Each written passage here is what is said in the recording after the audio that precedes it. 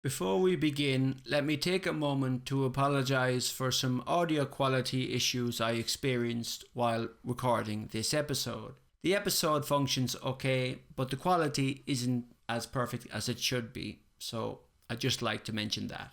So on that note, let's continue.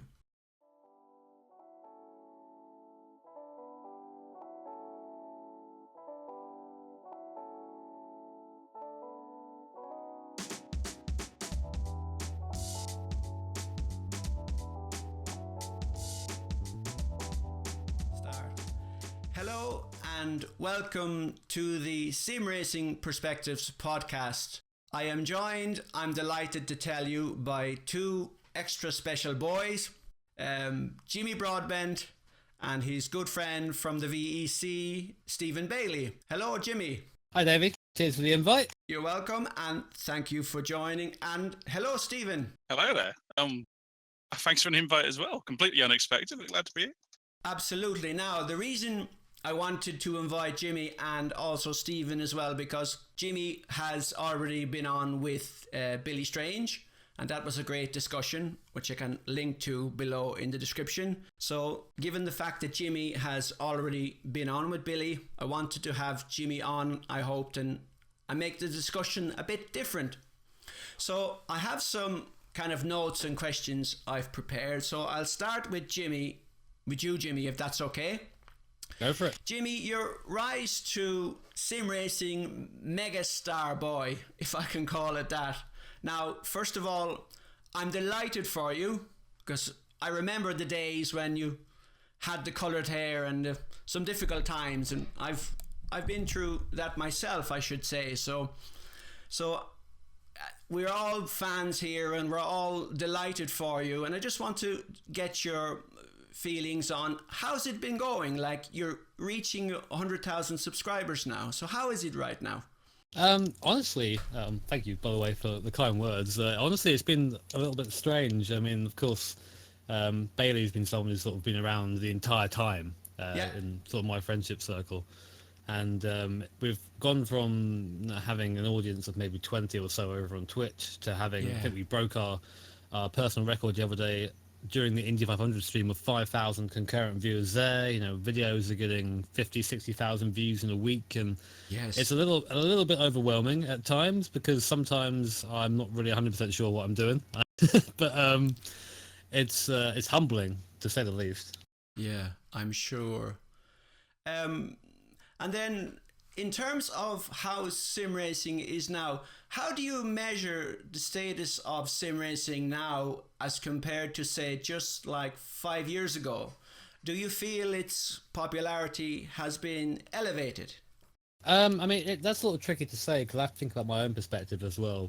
Of course, being more involved in sim racing, I'm going to say, yeah, it's more popular because I'm aware of it more. Yeah. But I'll say my example being that there are nowadays, I mean, in the last year or two, there are now big involved in esports. Esports is a buzzword right now, of course, and absolutely, when you throw that at sim racing, you get, I think there's a Williams esports team now. We have Alonso's, I forget what his one's called, but his one as well. There's definitely more and more want or need or demand, I would say, for these sim racers, and I think that has had something to do with my own success, as I've sort of been around at the right time, and people are now getting more into sim racing, and then they come across me, and it benefits me in that aspect. But I like to think it has got a bit more popular. The best person to ask would be Bailey, because he's been doing this a lot longer than I have. Yes, I was actually going to ask you, Stephen. So, would you like to comment? How do you feel it is? Let's say 5-10 years ago to now. Like, how do you feel sim racing is now in terms of sim racing, hardware, software, esports, everything? What's your feeling right now? I feel it feels like it's on a very sharp upward trajectory. Just from my own experience, like doing administration stuff at Sim Racing Club with the Virtual Endurance Championship. We've gone from running a single race with 30-40 cars to now running 3 divisions of 30, 40 cars. Wow. And more, Yeah. and there have been so many people this year that have signed up alone just to try and take part and qualify. And obviously, then you have the events like the Formula E thing a few months ago that was offering silly money, and even Jimmy obviously doing the Gran Turismo thing recently. It's on such a sharp upward curve. It's amazing, really. Yeah. And Jimmy, back to you. The stuff you're doing now, along with your regular videos and your stream, you've got the Drive Tribe content, you've got the Gran Turismo event, and then you went to Denmark last October for Peter, for the guys from GTR24hour.org. Do you enjoy the travel and the commentary stuff, and do you feel that's something that you would like to do more of and maybe continue doing? I very much do enjoy it. There's a certain special feeling or special process to actually meet someone that you've possibly never actually seen face to face, but spoken to for years in real life. That happened when I went to the GTR 24. So many faces that I was then putting to names and voices, which is a very cool feeling. And being able to commentate and being able to, but because I love it. I love all this sim racing malarkey, obviously. So when I'm there, I get to express that in person, and that's always very fun. And obviously, people, it seems, are starting to notice that and want to apply that to other things. I would like to perhaps to do more. I wouldn't like it to affect my YouTube though, because YouTube and streaming is sort of the thing that I enjoy the most. But I also have to be realistic that YouTube is not it's very fickle. It could change at every moment. And of course, I nearly got banned that time from streaming. So I have to also look into other options. And at the moment, that seems like the best other avenue. Yeah. And over to you, Stephen. Many of us know, for example, how Jimmy got started, and he's been interviewed before, and he's been on with Billy Strange. So, Stephen, how did you get into sim racing, and when and how did you start? Yeah, how did you get into sim racing? I mean, it's not my first PC sim would have been F1 Challenge back on a wheel back here. Oh my word, 12 years ago now. Yeah. Some 12 years ago. Before that, I was obviously a huge motorsport fan, and I owned just about every Formula One game, every touring car game, any sort of Le Mans game you could find on the consoles. And then so you start looking for more, move over to the PC stuff, like I said, about 12 years ago now, which is a little scary. If I'm honest. I don't quite know where that time's gone. But just like, you just started looking for more, really, and then you go from there, running little public servers, then running in leagues, and then suddenly I find myself doing admin work for the official series for RF2, and I didn't quite know how it got there. But, it just kind of happened. Really, yeah. Organically. That's really nice, though.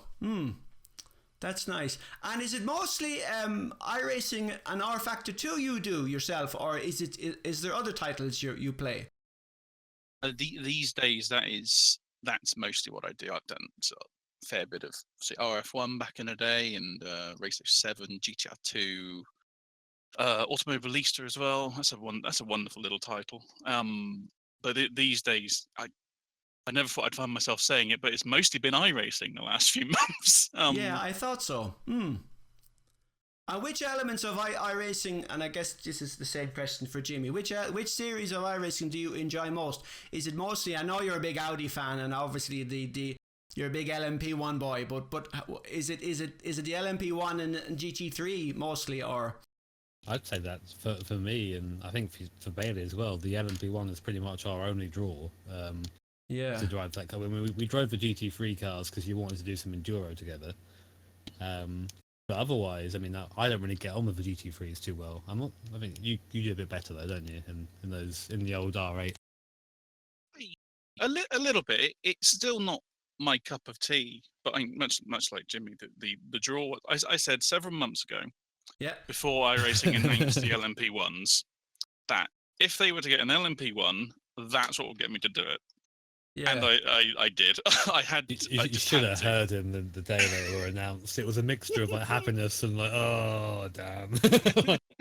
Like all your birthdays rolled into one. And what is it, Stephen? What is it about the Audi? I mean, obviously there's the there was the Porsche earlier, and there was also Peugeot as well and Toyota. But what is it about the Audi that attracts you so much? What is it? For me, with Audi, obviously, because they came into Le Mans racing back in '99. Yeah. And obviously they made that wonderful coupe version, which was hell of a wonderful looking machine. It wasn't very fast, but it was a wonderful looking machine. But it was it's their commitment. Their commitment to the sport was fantastic. And it just made such wonderful cars, really. I just loved the look of them. I didn't necessarily have a whole lot of competition for some of those years, but they were beautiful cars. They were always pushing the limits of the technology, and obviously then you had Truth and 24 back for the 08 Le Mans, which was, I mean, that it was hard to not be a proper fan after that. The way they connected to the fans and opened up was outstanding, and it's just sort of carried on from there since, really. Okay. And then I wanted, because you guys were running in Le Mans, I started to obviously to prepare for this conversation, I wanted to learn more. So I looked up the simracing.club, and then you have the club academy, and then there's the virtual Le Mans series and the virtual endurance championship. So Stephen, you're listed as the social media guy for the VEC, is it so? It was initially, and that sort of is still my official title, but there's a fair bit more now. These days, it's sort of amalgamated into a wider role. Okay. It's a little bit of everything and anything. And I actually didn't know that Marcel Offermans from Studio 397, he's involved as well. I didn't know that. He is. See, racing with his own team, Simracing with Holland. I remember them from, I'm showing my age again, from a best part of a decade ago. I first saw them racing in the old SSCA endurance series, and to me it's amazing to have game developers on board taking part in your series. Yeah, that's very interesting. Yeah. A little bit starstruck. Yeah, that I can imagine. And I wonder, it occurred to me, does anything that you guys are doing as part of simracing.club, is any of those kind of the use of it, the features, is anything that any of that feeding back into what Studio 397 in Holland are trying to develop? Or is it just like... Sorry. We certainly can obviously help more directly with a lot of feedback. Now VEC is also now touted as the official endurance championship for RF2. So that's we certainly have a very close relationship with them. Now, I wanted to talk about now the... in relation to what you guys are doing, and we'll get on to the long boy now in a minute. So you guys were using the United Racing Designs, the PX and EGT mods, which I also own. And I gather from the interview I did with Peter from GTR24, they were using the same. Now, what selection of cars, in terms of the LMP1, LMP2 and the GTE, what selection of cars are available in those series? Well, at the moment, I say at the moment because we're sort of coming to the end of an era now with mods. The Le Mans was the last race for the current gen or the current mod. So P1 we had the GCR-LM, of course we ran that. The Audi R18 and the Porsche 919. I mean, we could say a lot of interesting things about all three of those cars. I'm not sure if you want that or not, but maybe we can. And the P2 was the P2 was the Orica, wasn't it? Yes. I mean, the thing with the URD guys is, I hope stop me if I get on a tangent here. Is they promised a product about 2-3 years ago, was it now? Which would be a complete LMP1 set, and you sort of pre-ordered the set and you got your cars, and it's early access essentially. Yes. And they never completed it, and there's been no word on it. There's whenever anyone tries to ask them for any sort of amendment to the mod, because they are far from perfect. In fact, is it the Audi, Bailey, that has the fuel tank technically behind the car, like a trailer, essentially? I have been told that all the LMPs do. All of them. Not the Nissan. Yeah. The rest of them do. Not the long boy. So yeah, imagine the physics of the car. Yeah. And the trailer and the fuel tank is actually, instead of being within the car, is behind the car, which means that you drive. I drove the Audi a little bit. When you drive that car on high and low fuel, at high fuel, it swings about everywhere. Of course, yeah. On like low a pendulum, fuel, yeah. A bit more stable. Yeah, so they weren't the best made mods. So I think the decision that to change was a really good idea. But I guess Bailey can tell you more about that. Okay, so is that, sorry if you can talk about that, Stephen? Is it so that you're planning to change then from the URD mod? We haven't officially announced anything yet, so I cannot say much on that subject yet. Oh, we'll see. The problem is I I sometimes hear bits of information from some people, not Bailey, don't worry. And I go, oh, yeah. That's what that means. And Bailey, of course, is affiliated. He can't say anything. But I'm like, oh, I open my big fat loud mouth. Now I'm fascinated. The GNS is the glorious Nippon Steel, and you've been running the front wheel drive Nissan hybrid, the Darren Cox, the failed, shall I say, Nissan Nismo project. And so why did you go with the GNS, the GTR LM? Why did you go with that over the Porsche or Audi or even Rebellion or Orica? What was I guess I get the idea of the challenge, but I noted from the stream that you said that you had the setup worked out so well that it was actually slower on the straight. So is it a case of you were just decide, okay, well, this is it now, we're going to stick with the long boy until the very end no matter what happens? Or what was the thinking there? Well, essentially it came out 2 seasons ago where that car was released by URD. It's the last thing we've heard about them, I think, and they released the GTR LM. And honestly, myself and a group of people who I stole from DHR got together and said, do you want to just have a laugh and drive something stupid? And it's like, yeah.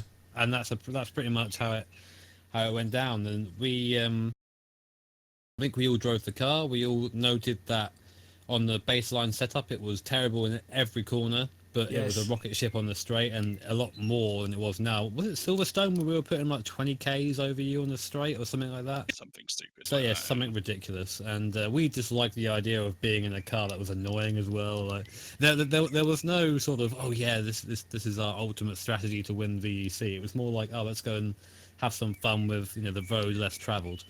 Yeah, and that was the car that Jan Maddenborough was driving. He was the former GT Academy. And how any idea on how the URD car, the physics of the car as simulated in RF2, how does it relate to the real car? Any idea? I don't know.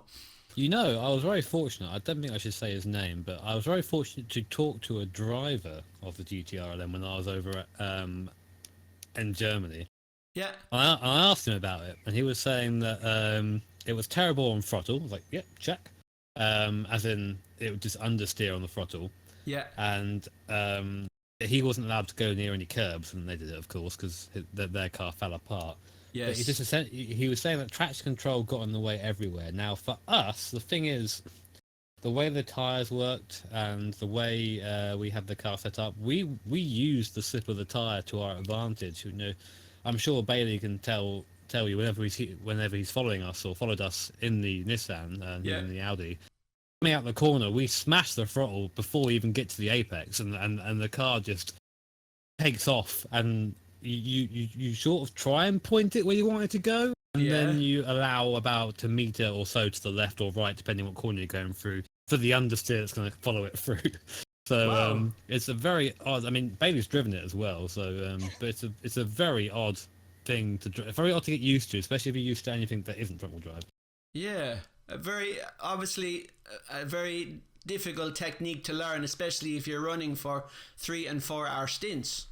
Wow, that's interesting. I mean, like the thing is, at this point, of course, with Le Mans happening over the weekend, all of us had driven the car for 2 full seasons essentially at that point. So we all knew how it reacts. I mean, the setup was getting to a point where When I talked about setup, it wasn't that we were going slower in a straight line. Is that we were BOP'd to go slower in a straight line because of the Yes. advancements we had made with the setup. So Yes. I think Turkey was the best example of that, where we made a big discovery before the race. And then I think Joe had the fastest lap by a second and a bit. Well, saying that, I've got the fastest lap by a second and a bit at Le Mans, but that's because I actually did a quali lap at the end. But that was Joe on a proper race stint, and we just had the fastest car that weekend because of the setup development. Okay, and I'm going to get on to setups in a second. Stephen, do you have your own channel or on YouTube, or are you creating your own content? I assume you don't have time, but is there anything you're creating yourself? I mean, I do have my own channel, but it's unfortunately my connection is something from the bloody dark ages, I think. So it's okay, yeah. it's he's having to wind it up at the moment to talk to us. So, pretty much. So it can take hours for a video that's only a few hundred megabytes big to be uploaded. It's I've pondered it sometimes, but having to wait that long to do that, it just is. It isn't worth it for me. So it's literally a connection holding you back then. Mostly, yeah. But I'd quite like to stream the old perspective of my race, but yeah, I just can't, unfortunately. And are you joining in online races from the same connection? You are. Yes. But that works okay. It's okay. It's adequate for that sort of thing, but yeah, but not for upload or streaming. Now, forget it. Yeah. Yeah. And Stephen, I wanted to ask you, you're involved in creating setups for iRacing and RF2, is it so? Not me. No, that's not part of my my mandate.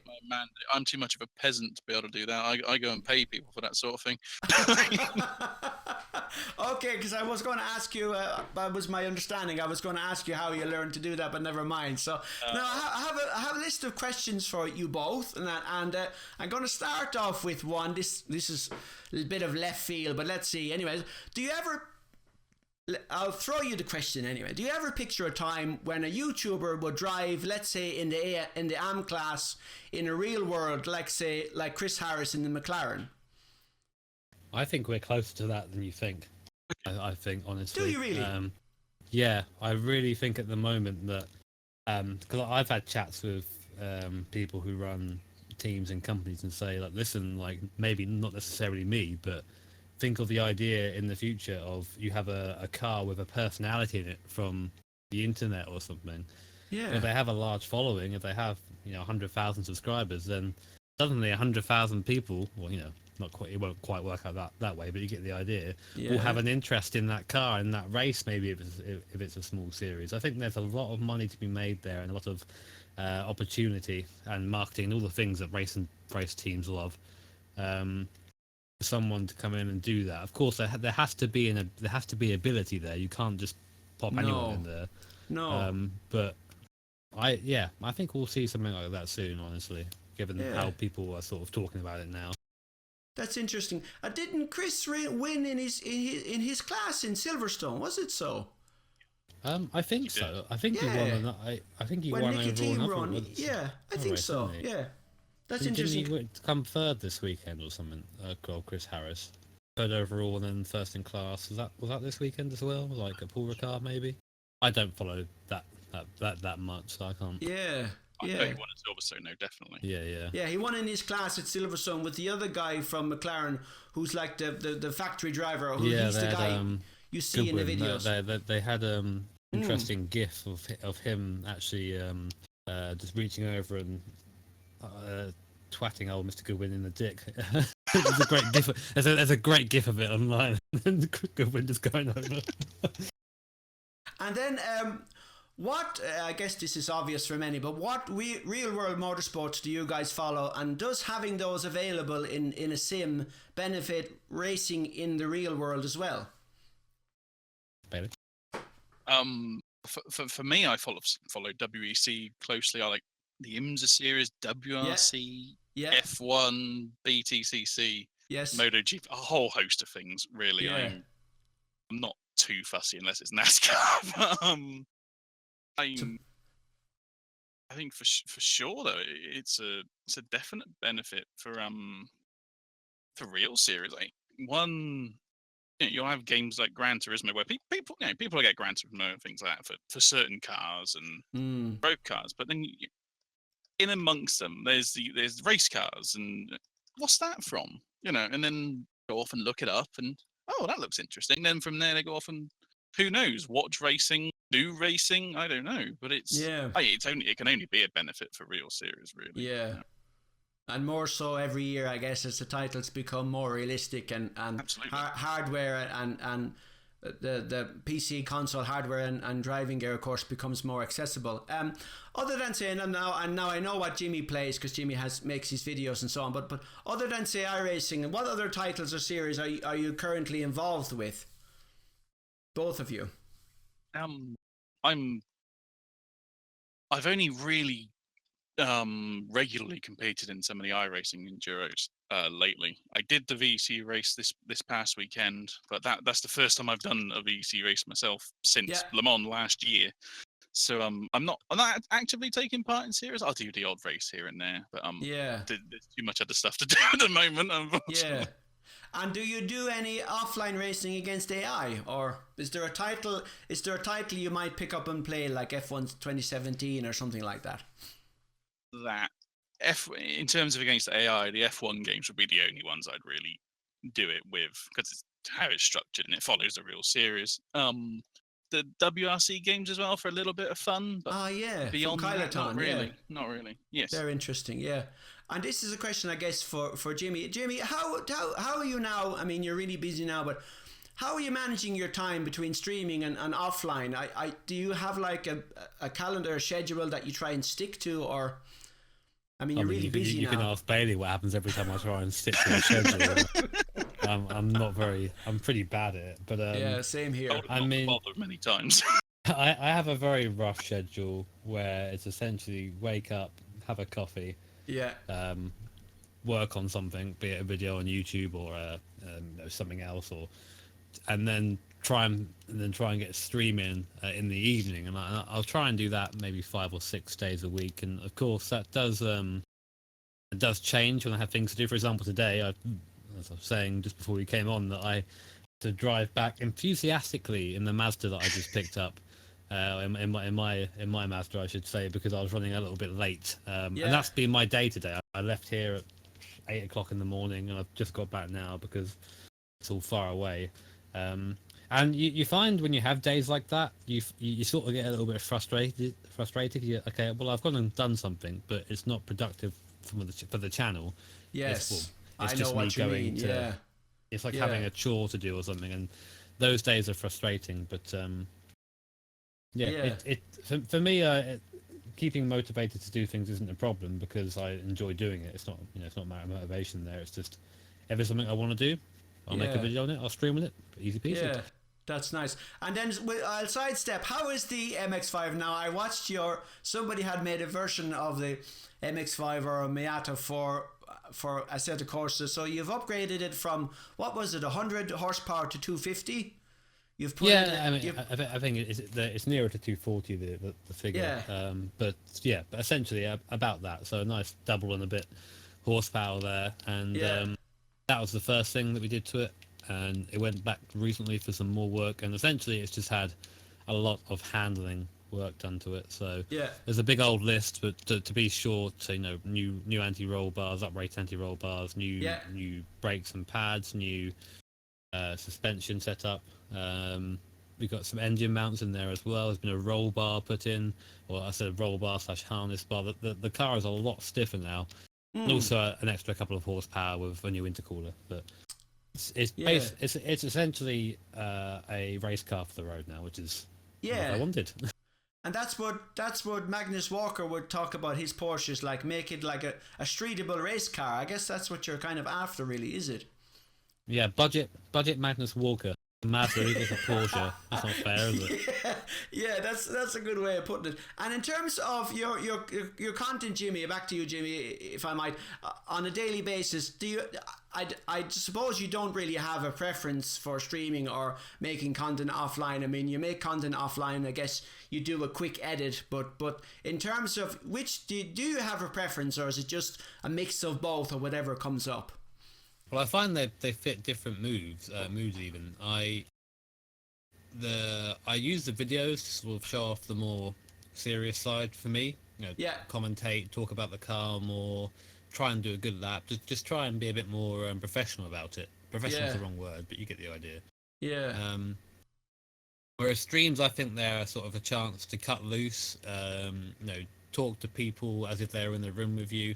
That aspect, the conversation with the chat, is probably my favorite thing about YouTube. I love talking to people about sim racing, their cars, etc., their experiences, because there's so many different stories there. That it makes streaming. That's the reason I do it, to come back. I said many times I'd stream to 2 or 3 people and have that be my entire audience. If the conversation was good, I'd just stream anyway. That's pretty much why I started and why I'm continuing. Yeah. And how do you find it? Let's say on a stream you might have 4, 5, 6,000 people. How are you managing now? Because obviously the chat scrolls very quickly. So how do you manage? Are you just picking and choosing based on what it is you see? During the race, for example, like the race we have now, of course I was concentrating, so there wasn't really much interaction then. Yeah. I do sort of feel bad for that, but I also think people understand that this is a point where I need to concentrate, so there's not going to be as much interaction. And every now and then I'll sort of look over, try and get a flavour for what the chat is talking about. Yeah. You sort of end up you develop a skill of being able to look very quickly, read, and then come back, then process after you've read, as opposed to process while you're reading. Yeah. But of course you can't really have a conversation one-on-one with that, so the solution we came up with, and we've had for some time, is a Discord channel. So if you find that you can't get to me or talk to me well during the stream, then you're always welcome to come and speak to me on Discord, and I do my best to reply to everybody when I can. Okay, and is that after your stream or while you're streaming, or how do you actually do it? Usually afterwards, because of course, yeah. And how about you, Stephen? In terms of content that you watch, do you like to watch streams or pre-rendered content, or what do you have a preference, or what channels, for example, does Jimmy obviously, but what channels and what kind of content do you like to watch? For me, it can sort of bounce between streams and videos, really. But at the moment, I think Jimmy's the only one that I really watch at all, live stream wise. All he watches, mate. He loves it. I can't see as much as I used to, but it's Jimmy is pretty much the only person that streams these days that I actually sit and watch. Yeah. For me, in terms of just watching content, because I'm more outside of Simracing. I'm much more of a general sort of gamer and stuff. I do sports games, FPS, all that sort of stuff. So I watch quite a lot of videos on those sorts of games, and that's it really. I'm not horribly varied. But you like a different style. You're a general. You would consider yourself a gamer in general. So you like a lot of FPS stuff. Okay, that's interesting. Definitely. And then Jimmy, I have to say before I continue, I watched you in VR tried to do the pole at Monaco, and I was watching you and I was thinking, how on earth is he doing this? You had the headset on and you were talking at the same time, and you were talking about scrubbing the tires and not hitting the barriers, and I was watching you going, Jesus, how is he doing this? It's incredible. I have to compliment you on that, because now obviously you've had a lot of practice, but the fact that you're able to have the headset on and drive, and you were trying to beat the recent pole lap, was it 1 minute 11 or something like that, whatever it was, and I have to say that was really, I watched you and I was amazed at how you were able to actually do it in VR. So I guess that's a skill you must have perfected over time. Essentially, yeah. I mean, I firstly, thank you for being very kind, but it's something that I've been working on for the last 3 or 4 years, and again, like it's good having Bailey here, because he can sort of tell you how it's progressed as well. It started off as being quite monotone, quite just sort of stating the facts of what was going on, but as I guess got more used to doing it, I would try and just keep the conscious flowing. If a thought comes into my mind, I'll just say it. Try and say it. Usually, sometimes I get me in trouble, of course, but but it's basically removing a filter between thought and speech and just letting it all just Yeah. come out. And usually it goes okay. And there are times when I have to sort of retake, and I will try and associate corners with phrases. Yes. So, I'll go down to Lowe's hairpin at Monaco. I'm like, right, okay, so crank on the lock here, make sure to get a good exit. And I'll make sure to have that crank, so that crank Lowe's. And then that sort of gives me a phrase to go with. But yeah, it's just practice. The first time I ever tried doing commentary was a long time ago, like 2012, before I even did anything doing a Need for Speed game. Yeah. And I started the recording, said, hello, my name's Jimmy, and this is Need for Speed. And that was it. Couldn't say anything after that. But, And I know the feeling. Yeah. It all starts somewhere, Yeah, that is true. That is true. And I guess you that's an interesting. You're kind of making mental notes as you go through. Now the current state of sim racing, and this is a question for you both again, if I may. What is it that is there something that you're excited about for now and let's say the rest of 2018 and moving forward? Now obviously there's a set course of competizione, and then there's whatever iRacing's working on and so on. But what are you most intrigued about right now, can I ask? I think I'm interested to see if we'll get more electric cars in game.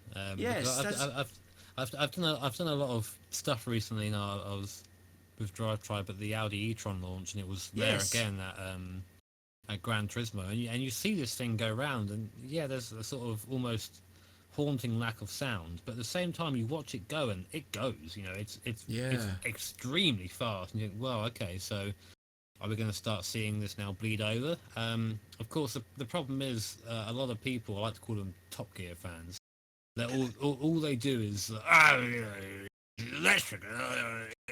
It's someone who likes a car for the fact that it is like destroying everything around it. And again, hypocritical, I've got a Turbo MX-5 outside, but at the same time, you can't argue with just how fast some of these electric cars are. I mean, the Gen 2 Formula E car, for example, that looked pretty quick going around when Rosberg was driving it. So if it's that quick in real life, then how many years do we have to wait before that becomes maybe as quick as an F1 car or something like that? But they have different goals, but you get the idea. Yeah. And how then, it just occurs to me now that going forward with the VEC, do you see yourselves maybe taking the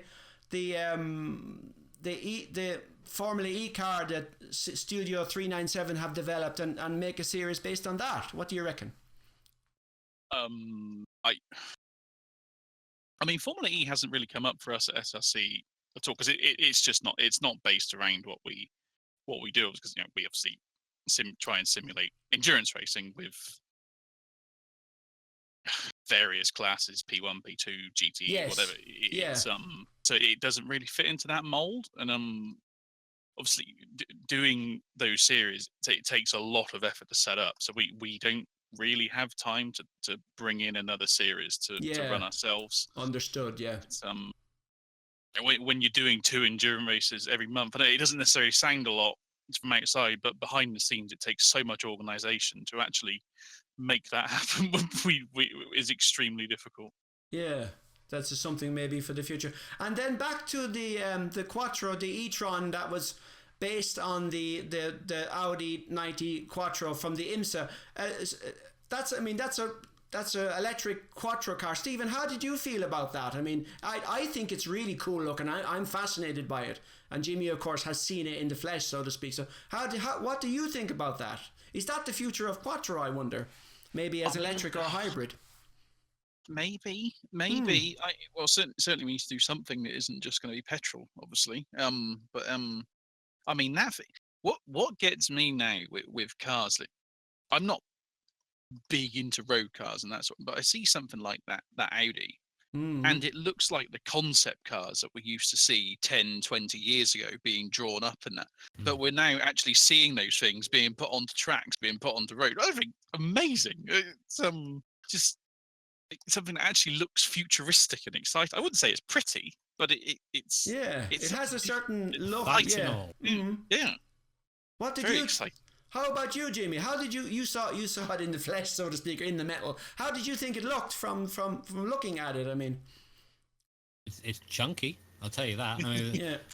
There are a few things that are on there that don't really do anything. They're there for show. You sort of look at the airflow and where the wings are and go, oh, that's not going to do anything. Okay, that's interesting. But it just looked great. I don't know, like maybe I'm biased because I was there looking at it and obviously they're sort of doing work with it. But it was low, like it was imposing, like in the sort of the old Quattro colours as well. It was really nice. So I especially loved the rims, that sort of flat Audi rim they put on the old GTO. Yes. It was just very pretty, and yeah, I was sad I didn't get to drive it in the end. That could have been fun. Yeah, the rims with the kind of blades on the outside for cooling the brakes or something, wasn't it? So yeah. And then what are you guys? I mean, are you looking forward to I said, of course, the Competizione. Obviously, that's coming this summer. Are you guys looking to try that out? Obviously, for content-wise, Jimmy, you would be. But what do you guys reckon? Yeah, content-wise, yes, finally. I mean, like as just a complete first world sim racer problem here, or sim racing YouTuber problem. There's not much new content out.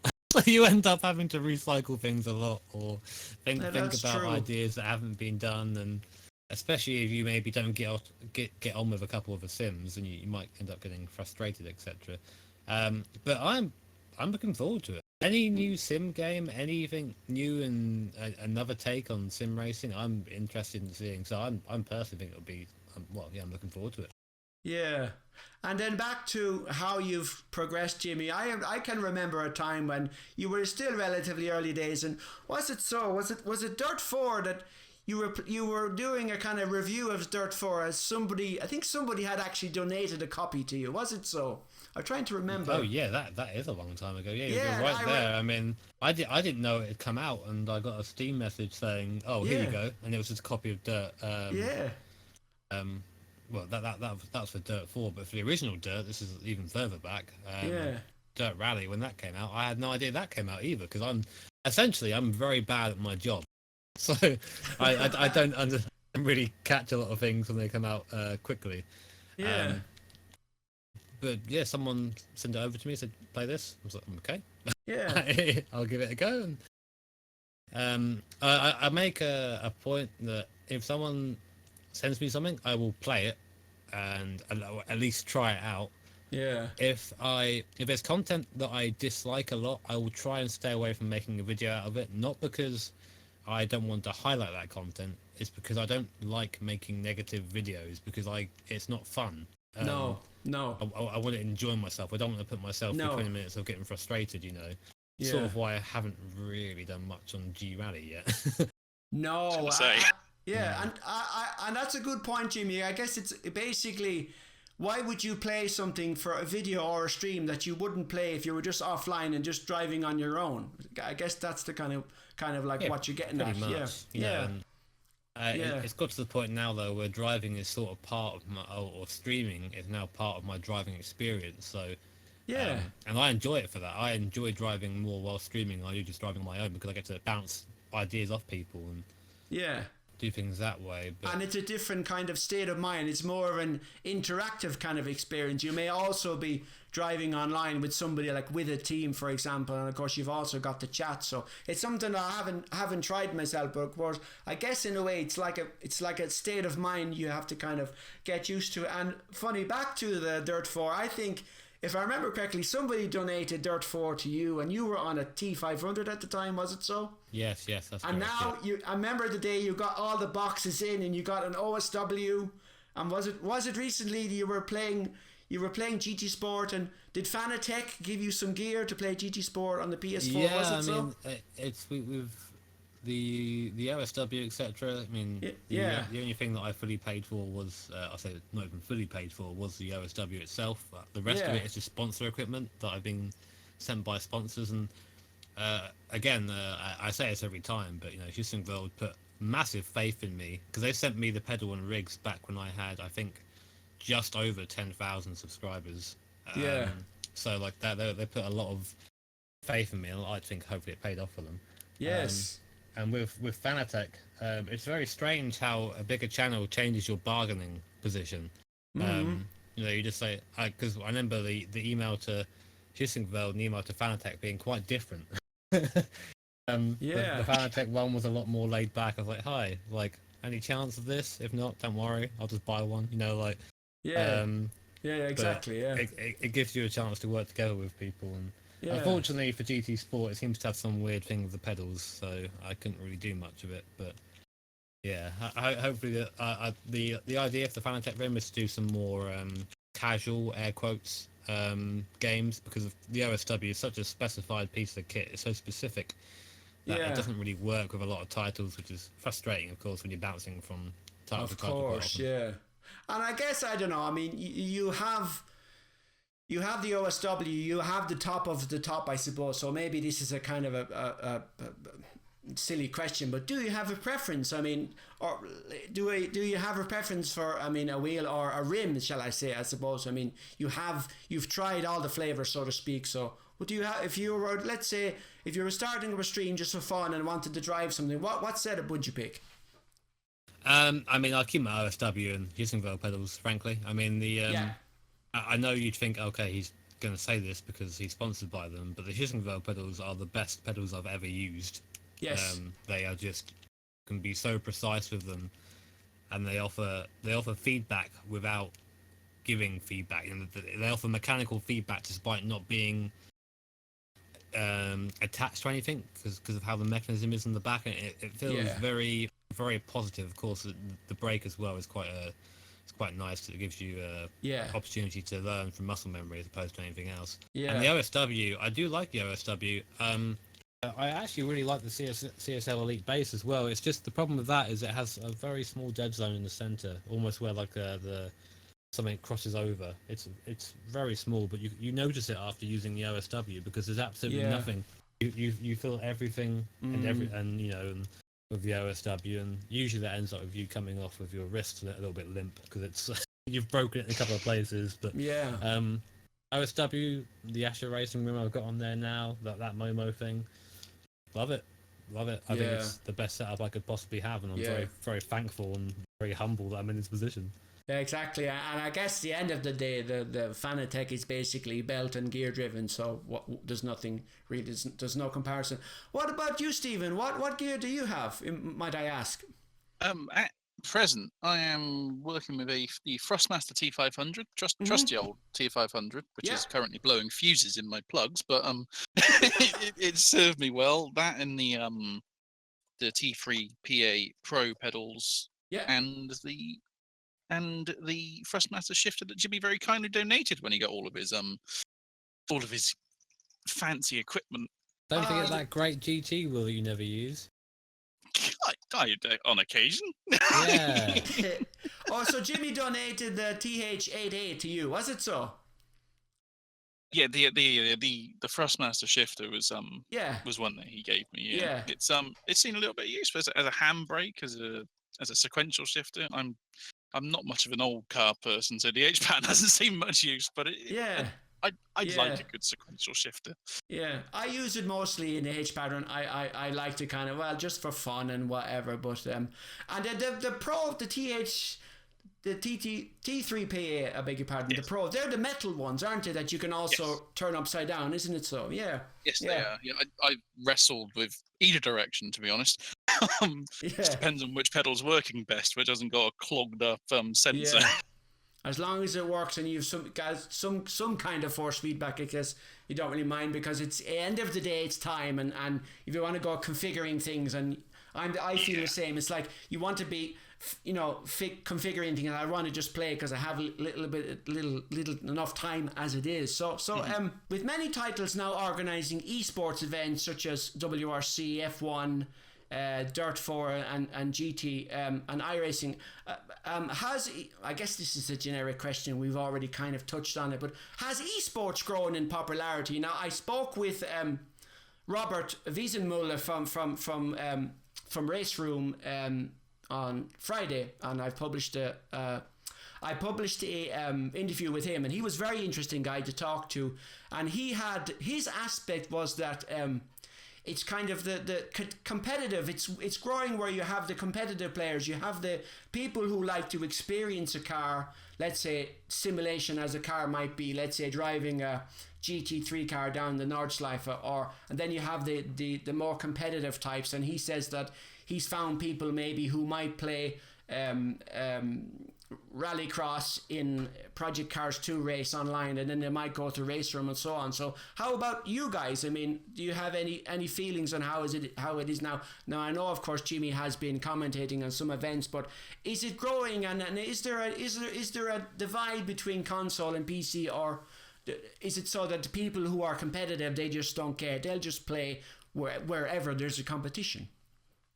My feeling is that the competitive, from what I've seen as well, the competitive people will go where the competition and the money is. The money is, yeah. Yeah, true. There are people that that I've seen do iRacing and our Factor racing over the years that are have been doing the F1 esports stuff, which is, you know, the F1 games are perfectly fine games, but they're not a simulator on the level of RF2, iRacing, and Race Room and all that sort of stuff. But yeah, when you get a competition that's that big, people will go and do it.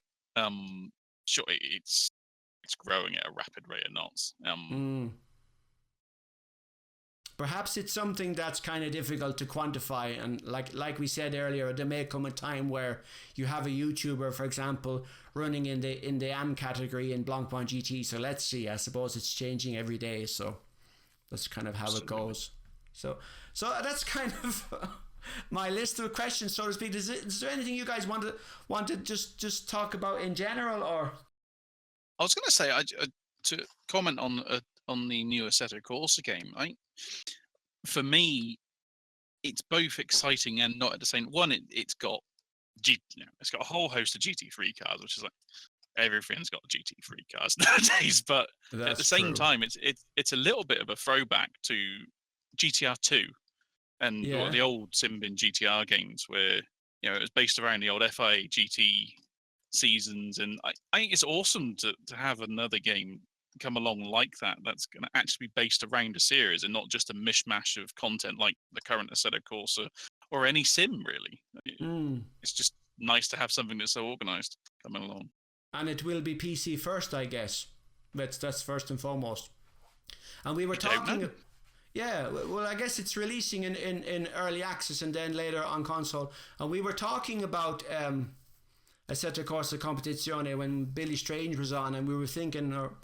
that perhaps Assetto Corsa Competizione, because it's not called like the official game of the SRO, the Blancpain GT series, maybe it could become a platform. So maybe there will be kind of DLC packs they could add later for other series. I mean, if it takes off, and maybe if there's a viable esports element which goes in tandem with the Blancpain events as they appear between March and September, maybe that's something they could work on. Because my assumption is that there's not going to be an Assetto Corsa 2, and I don't know what Assetto Corsa Competizione means for Assetto Corsa. I guess development work on Assetto Corsa is pretty much done. I mean, there's the Porsche pack and then there's the Ferrari packs, and then there's mods and whatever. But I guess it's pretty much it. And also, since that Assetto Corsa Competizione will be based on Unreal Engine, so there will be day and night transitions and weather. So in a way it's a completely different start, so to speak. So. Absolutely. One thing's for sure with that game is it's going to be beautiful. If nothing else, it will be absolutely beautiful. That's true. Yeah. I wonder, will it require heavy hardware to run? It's going to need something good, I think, for the Unreal Engine. Obviously, just it's cutting edge stuff to look at. I'd be surprised if it doesn't need something quite powerful to run. Yeah. And how about you, Jimmy? What do you reckon? In terms of having something powerful to run, you tend to see the new releases be able to pretty much be run on anything, because they're trying to maximize the audience, especially for the sim audience, because there's so few of us that if you start saying, well, only half you can play it, you're taking away a good chunk of your money.